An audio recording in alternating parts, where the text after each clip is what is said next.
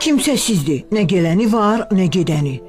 Adını güclə xatırlasa da yaşını xatırlamır. Düz 32 ildir. Xətai rayonundakı 2 nömrəli peşə məktəbinin yataqxanasında yaşayır. Əslən Laçının Güləbirt kəndindəndir. Qonşulardan öyrəndi ki, 86 yaşlı xanım Məmişovanın övladı olmayıb.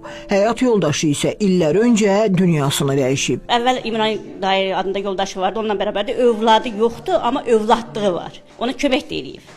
Xəstə oldu, xəstəxanada da yatızlıdır, evində təmir elədi. Prosta bu adamın huşu yoxdur deyin, özün batırır, evə adam boşlamır, aparılan yeməkləri yemir. Yəni belə bir vəziyyətdir. Yəni imkan varsa, dövlət tərəfindən yerləşdirilə bilirsə, kömək eləsinlər. Yəni qonşular da şikayət edir. Yəni pis bir vəziyyətdir. Sakinlər xanım nənənin artıq 2 ildə acınacaqlı durumda yaşadığını deyirlər. Onlar iddia edirlər ki, qadının evindən gələn üfunət 5 mərtəbəli binanın dəhlizlərini də bürüyür.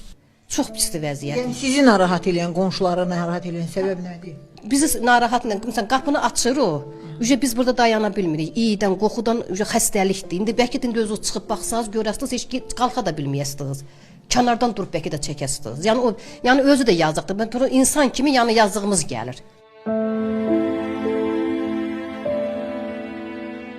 Kimsəsi olmayan bu qadının yaşayış durumu yəqin ki, kameramızın obyektivindən siz də görürsünüz acınacaqlıdır və hazırda xanım ananın dövlət himayəsinə ehtiyacı var.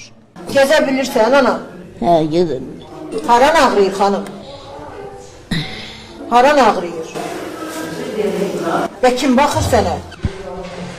Heç kəs.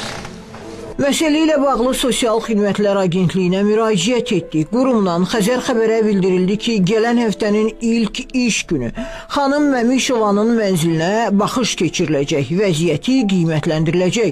Bundan sonra agentlik tərəfindən xanım Məmişova ilə bağlı qərar veriləcək.